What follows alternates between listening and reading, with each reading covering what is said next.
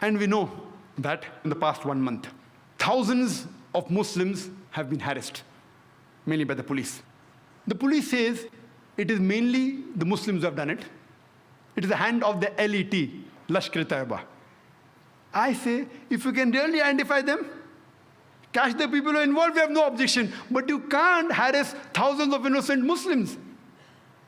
Hundreds of them were rounded up. Hundreds of Muslims, they were detained for days and weeks together. As Justice Suraj said, that hundreds of them, they had been rounded up. Even their family was not informed. Imagine. And the thousands of innocent family members, they too have been harassed. We know about 22 to 25 so far have been officially arrested. All of them, 100%. None of them, not a single arrested case is directly linked with the train bomb blast of Bombay. All of them indirectly related to some other event. If you really catch the culprit, if you have proof, we have no objection. But at random picking up the Muslims, what signals are you sending? We know that about more than 300 innocent people were rounded up in Malvani. More than 300. For what? For interrogation. Any logical person will tell you that for interrogation, minimum, you at least require 3 or 4 policemen. If you want to do a proper interrogation, 1 policeman to threaten, 1 to have a soft approach, 1 to note down, maybe 1 to observe. At least 3, if not 4, minimum 3, for a proper interrogation. It takes minimum 1 or 2 hours. People, experts say 4 or 5 hours. I say minimum at least 1 or 2 hours. How many interrogation can you do? What is the manpower of the Malvani police station? What is the manpower? How many can they do in a day? 10, 20, 30, 40? How many? How many? What's the manpower? What's the force? Maximum 100, if you let it go. They round up more than 300 people, keep them waiting for the full day, then they take the telephone number and address and leave them. What signals are you sending? It is my request that the police should take the Muslims in confidence. Recently, after the bomb blast, there was a program organized by the non-Muslim. How we have Muslims have here on terrorism. Similar, there was a program organized by the non-Muslims on a similar topic. Topic was different, but the issue was the same. By the non-Muslims. And the organizers had invited 2 ex-senior police officials from Bombay. Ex. One of them comes and blames the madrasa of Pakistan, the reason for terrorist attacks here. Second one comes and blames the madrasas of India. In the speech, you tell them that they should have computers, English, no problem, I'm with you.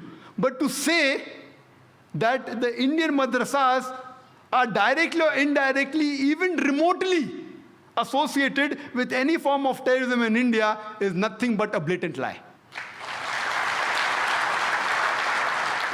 Unfortunately for that police officer, there was one of the senior advocates in the audience. After the talk, he went and told him that, can you even give me a single white paper, single proof that any madrasa in India has been proven to be associated with any terrorist act? He said, I don't know. Imagine what statement is the senior police officer giving to non-Muslims. What message are you sending? Hindus, in turn, will be against the madrasas. So making such irresponsible statements by senior police officers, see, I'm being careful, I'm not naming. Why? Because I'm a responsible citizen. What signals are you sending? I don't know of any madrasa in India. See, they are the center of learning. Fine, we may disagree. We may want English there, we may want modernization. I speak with the people of madrasa. I may have differences, have more education. Fine, have English, have computers. We agree. But to say that they are involved in terrorist activities, indirectly or directly, even remotely, is nothing but a blatant lie. So what is happening? What message are you giving? We know that hundreds of innocent Muslims were detained. Many were arrested. The police goes and does a search in the house. Then they find some books on jihad. Proof. Proof that involved in terrorist attacks. The Bombay media reported that these same books are being sold in the bookstores of Muhammad Ali Road for several years. If that was the case, why weren't these bookstores closed down? Same books. Jihad. I would like to tell that, do you know the Quran too speaks about jihad. And almost every Muslim house has the Quran. Do you mean to say that you're going to arrest all the Muslims of Bombay? What signals are you sending? I, being a student of comparative religion, I would like to say that if you read the Mahabharata, there are more verses of killing in Mahabharata than the Quran.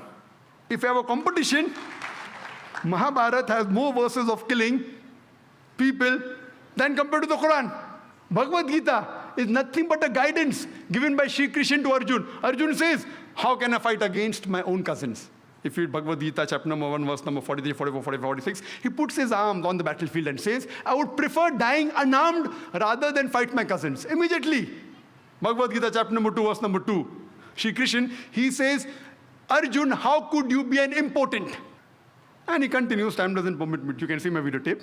It says that it is a duty of the Kshatriya to fight.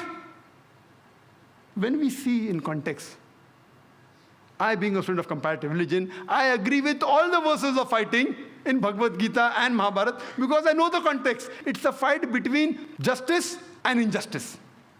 It's a fight between truth and falsehood.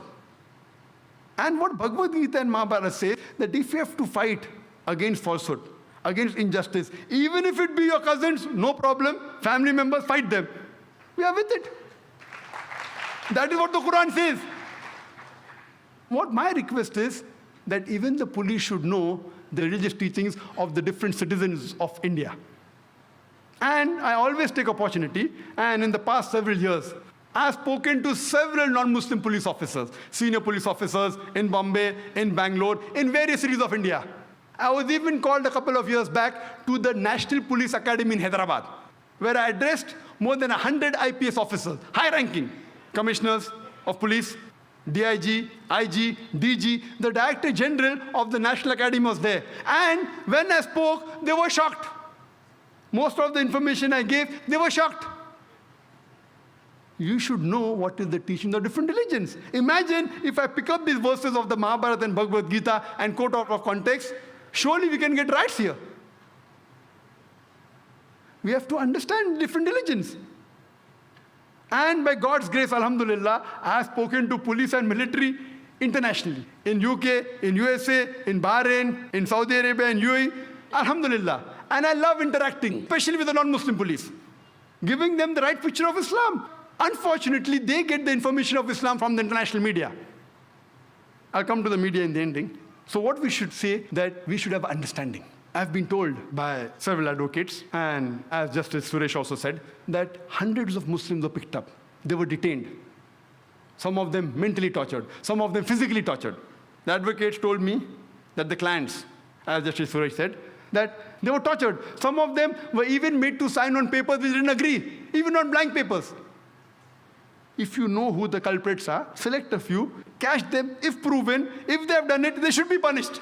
We aren't against it. But to catch thousands of innocent Muslims, what signals are you sending?